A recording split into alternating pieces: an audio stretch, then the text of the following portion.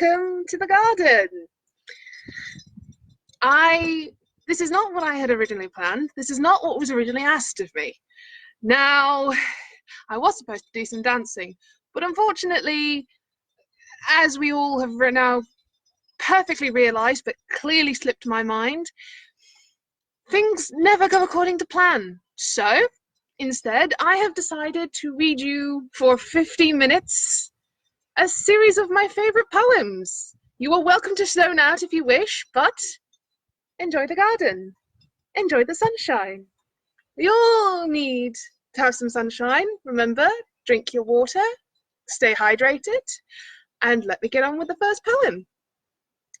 This one is from one of my favourite authors, Emily Dickinson. Now, Emily Dickinson wasn't exactly the happiest person in the world, and she lived quite a poverty-stricken life in America.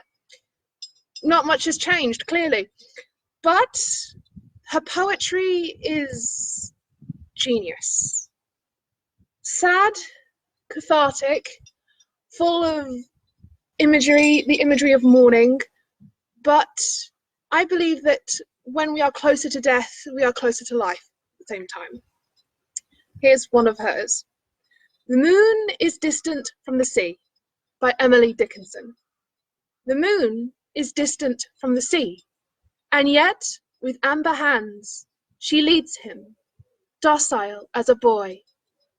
Along appointed sands he never misses a degree. Obedient to her eye, he comes just so far towards the town, just so far goes away. O Signor, thine the amber hand, and mine the distant sea. Obedient to the least command, thine eye imposed on me. Now, you can decide if that's a love story or the relationship between the moon and the sea. It's a real pity that all of our summer holidays have had to be cancelled.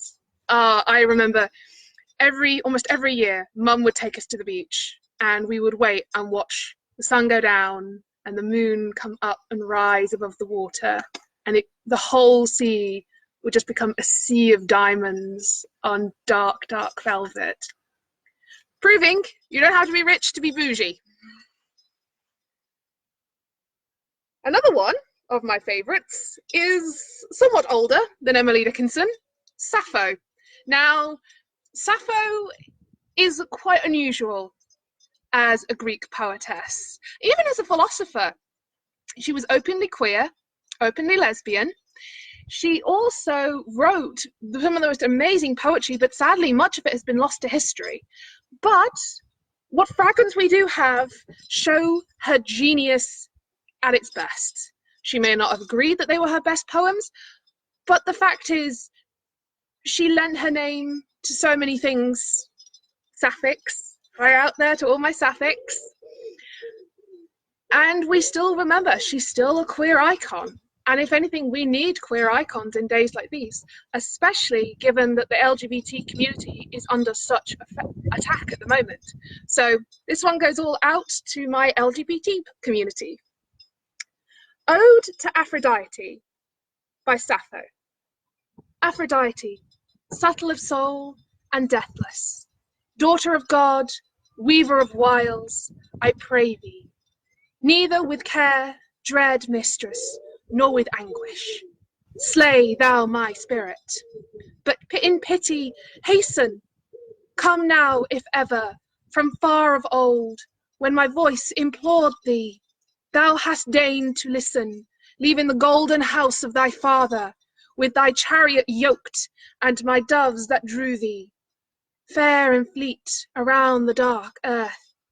From heaven dipping vibrant wings down here azure distance, through the mid-ether, very swift they came. And thou, gracious vision, leaned with face that smiled in immortal beauty, leaned to me and asked, what misfortune threatened? Why had I called thee? What my frenzied heart craved in utter yearning, whomst its wild desire could persuade to passion. What disdainful charms, madly worshipped, slight thee? Who wrongs thee, Sappho? She that fain would fly, she shall quickly follow. Now that she that now rejects, yet with gifts shall woo thee. She that heeds thee not shall love to madness. Love thee, thy loth one. Come to me now thus, goddess, and release me from distress and pain. And all my distracted heart would seek, do thou, once again, fulfilling, still be my ally. Gotta love the ancient Greeks. No matter what they say, no matter how much they say, oh, Italy is the place of romance. Nah. Greece, ancient Greece. We love our Greek poets. Though stick with Sappho and Dido. Everyone else, bit of an acquired taste. So that was Sappho. Very passionate. Always remember, Goddess of Love is always listening, especially if you need a perking. Now, this one is far more modern, and you will have probably heard of her, Maya Angelou. Now, she is a writer that I don't know very much about, but her poetry in many ways speaks of a soul that you could know, that you feel like you know, and that just wants to pour out truth into the world.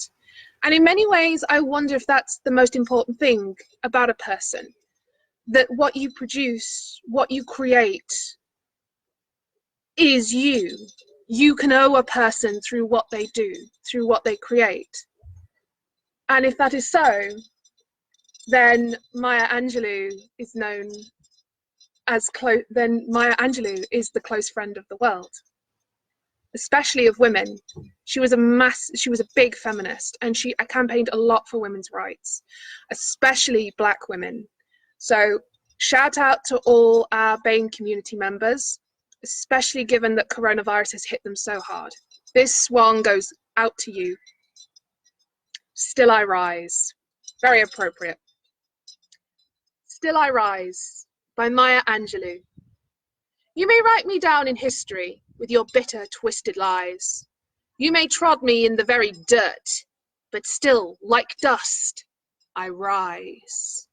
Does my sassiness upset you? Why are you beset with gloom? 'Cause I walk like I've got oil wells pumping in my living room? Just like the moons and like suns, with the certainty of tides. Just like hopes springing high, still I shall rise. Did you want to see me broken? Bowed head and lowered eyes, shoulders falling down like teardrops, weakened by my soulful cries? Does my haughtiness offend you? Don't you take it awful hard, 'cause I laugh like I've got gold mines digging in my own backyard. You may shoot me with your words, you may cut me with your eyes, you may still kill me with your hatefulness, but still, like the air, I rise. Does my sexiness offend you? Does it come as a surprise that I dance like I've got diamonds between my very thighs? Out of the huts of history shame I rise, up from a past that's rooted in pain I rise. I am a black ocean, leaping and wide, welling, swelling, I bear in the tide. Leaving behind nights of terror and fear, I rise. Into a daybreak that's wondrous clear, I rise. Bringing the gifts that my ancestors gave, I am the dream and the hope of the slave. I rise, I rise, I rise.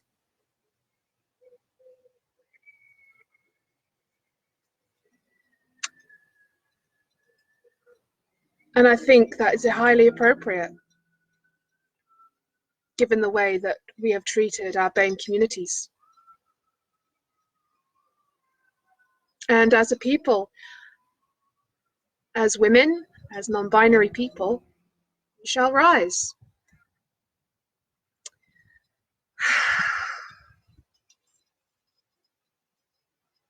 It is such a lovely day. It is such a lovely day. I thought you might appreciate being outside. I've seen a lot of wonderful artists. But I wonder if sometimes we need to just sit, take a moment of silence, and breathe. And read more poetry.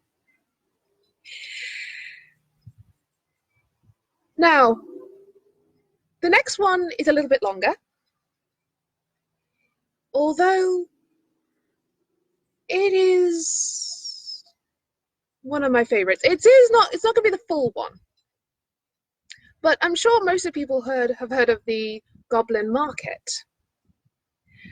I am a big fan of the Goblin Market, given that it seems to possess a kind of fey quality that, while its very writing is fey, it seems to suggest things that maybe at the time went unspoken.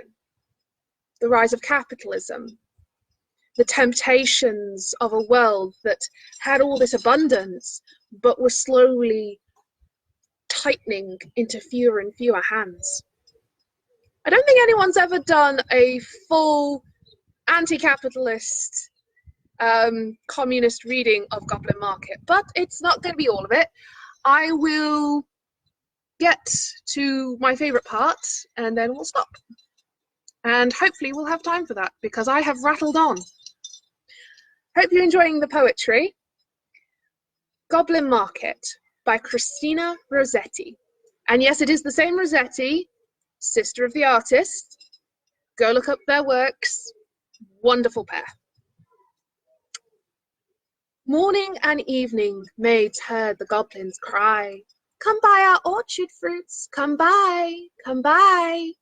Apples and quinces, lemons and oranges, plump unpecked cherries, melons and raspberries, bloom-down-cheeked peaches, swart-head mulberries, wild free-born cranberries, crab-apples, dewberries, pineapples, blackberries. Apricots, strawberries, all ripe together, in summer weather, morns that pass by, fair eves that fly. Come buy, come buy. Ah, grapes fresh from the vine, pomegranates full and fine, dates and sharp bulbuses, rare pears, and greengages. Damsons and bilberries, taste them and try, currants and gooseberries, bright fire-like barberries, figs to fill your mouth, citrons from the south, sweet to tongue and sound to eye. Come buy, come buy. Evening by evening, among the rushes, brookside rushes, Laura bowed her head to hear. Lizzie veiled her blushes, crouching close together in the cooling weather, with clasping arms and cautioning lips, with tingling cheeks and fingertips. Lie close, Laura said, pricking up her golden head. We must not look at goblin men. We must not buy their fruits. Who knows what soil they fed their hungry, thirsty roots? Come buy, called the goblins, hobbling down the glen. Oh, said Lizzie, Laura, Laura, you should not peep at goblin men. Lizzie covered her eyes, covered close lest she'd look. Laura reared her glossy head and whispered like the restless brook, Look, Lizzie, look, Lizzie. Down the glen tramped little men. One hauls a basket, the one bears a plate. One lures a golden dish of many pounds weight. How fair the vine must grow, whose grapes are so luscious. How warm the wind must blow through those fruit bushes. No, said Lizzie, no, no, no. Their offers should not charm us. Their evil gifts would harm us. She thrust a dimpled finger in each ear, closed each eye, and ran. Curious Laura chose to linger, wondering at each merchant man. One had a cat's face, the other whiskered a tail. One tramped at a rat's pace, one crawled like a snail. One like a wombat prowled obtuse and furry. One like a rattle tumbled hurry-scurry. She heard a voice like voice of doves, cooing all together. They sounded so kind and full of loves in the pleasant weather.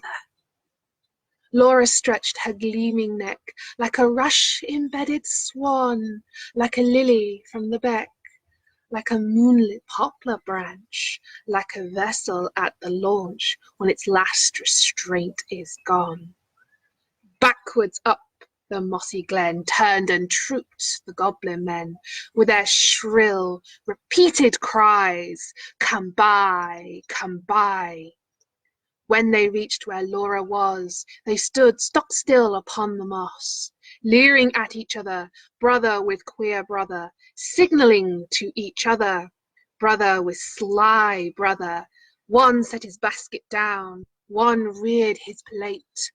One began to weave a crown of tendrils, leaves, and rough nuts brown.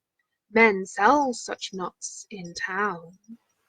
One heaved the dish of golden weight of fruit, and to offer her, come buy, was still their cry. Laura stared, but did not stir, longed, but had no money. The whisk-tailed merchant bade her taste in tones as smooth as honey. The cat-faced purred, the rat-faced spoke a word of welcome, and even the snail's pace was heard. One parrot-voiced and jolly cried, "Pretty goblin," still for pretty Polly. One whistled like a bird.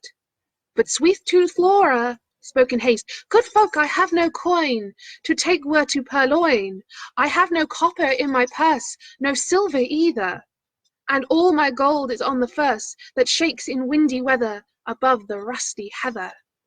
"You have much gold upon your head," they answered all together. "Buy from us with a golden curl." She clipped a precious golden lock. She dropped a tear more rare than pearl, then sucked their fruit globes, fair and red, sweeter than honey from the rock, stronger than man-rejoicing wine, clearer than water that flowed that juice. She had never tasted such before. How should it cloy with length of use? She sucked and sucked more the fruit that unknown orchard bore. She sucked till her lips were sore, then flung the empty rinds away, but gathered up one kernel stone, and did not know if it was night or day, as she turned home alone. Halfway through the poem, highly recommend you read it. It's a wonderful, wonderful poem. Now, how much time do I have? Oh, we still have time. We still have time. Now, I've managed to run through the poems I had organised, but let's see.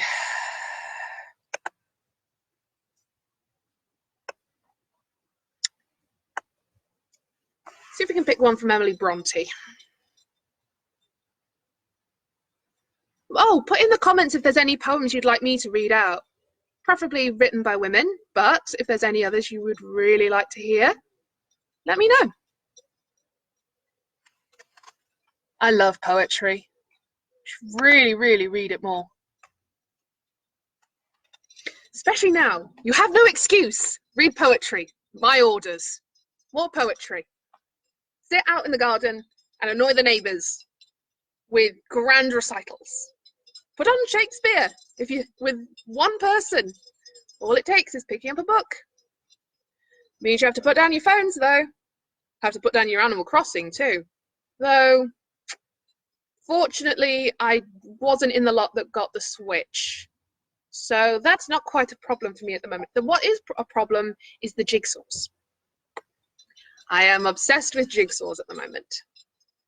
So, Emily Bronte. We all know Emily Bronte. Shall earth no more inspire thee? And I think this will be the last poem. I think they're telling me to shut up. Shall earth no more inspire thee, thou lonely dreamer now? Since passion may not fire thee, shall nature cease to bow? Thy mind is ever moving in regions dark to thee. Recall its useless roving, come back and dwell with me. I know my mountain breezes enchant and soothe thee still. I know my sunshine pleases thy wayward will. When the day with evening blending sinks from the summer sky, I have seen thy spirit bending in fond idolatry. I have watched thee every hour. I know my mighty sway. I know my magic power to drive the griefs away. Hello, Mr. Bumblebee. Few hearts to mortals given, on earth so wild a pine, yet none would ask a heaven more like this earth than mine. Then let my winds caress thee, thy comrade let me be. Since naught beside can bless thee, return and dwell with me. Emily Bronte. I have never heard such an ode to nature.